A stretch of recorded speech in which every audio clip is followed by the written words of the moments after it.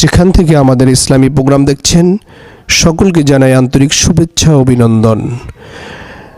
আমরা ফিতরা আদায় সম্পর্কে আজকে জরুরি কিছু মাসালা আপনাদের নিকট উপস্থাপন করব। ফিতরা কাদের উপর ওয়াজিব? ফিতরা ধনী লোক যারা, তাদের উপর আল্লাহ তাআলা আবশ্যক করেছেন।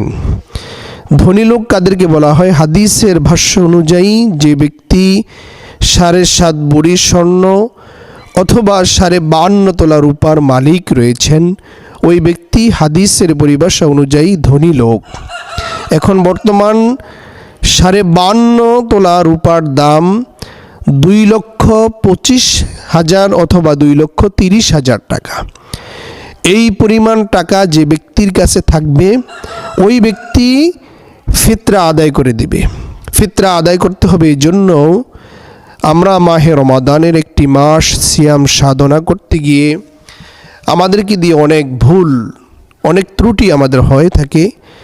এই রমাদানের রোজার কাফারা হিসাবে আল্লাহ তাআলা আমাদেরকে এই ফিতরা আদায় করার জন্য নির্দেশ প্রদান করেছেন। এই জন্য আসুন আমরা ফিতরা আদায় করি।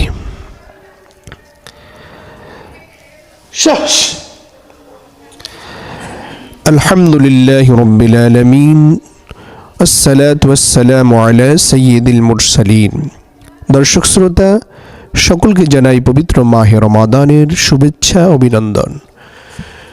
আমরা আসুন জেনে নেই কতটুক পরিমাণ সম্পদের মালিক হলে পরে ব্যক্তি ফিতরা আদায় করা লাগবে।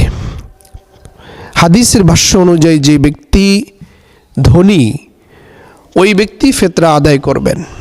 এখন ধনীকে নবী করিম সাল্লাল্লাহু আলাইহি ওয়াসাল্লামের হাদিস অনুযায়ী যে ব্যক্তি 7.5 ভরি স্বর্ণ অথবা 52.5 তোলা রূপার মালিক আছে, ওই ব্যক্তি ধনী, ওই ব্যক্তি ফিতরা আদায় করবেন। এখন মাসালা হলো যে আমরা কি দিয়ে হিসাব করব। জমহুর ওলামায়ে কেরামদের মত হলো যে সময় যেই বস্তুর দাম কম থাকবে, ওই বস্তু দিয়ে হিসাব করা লাগবে।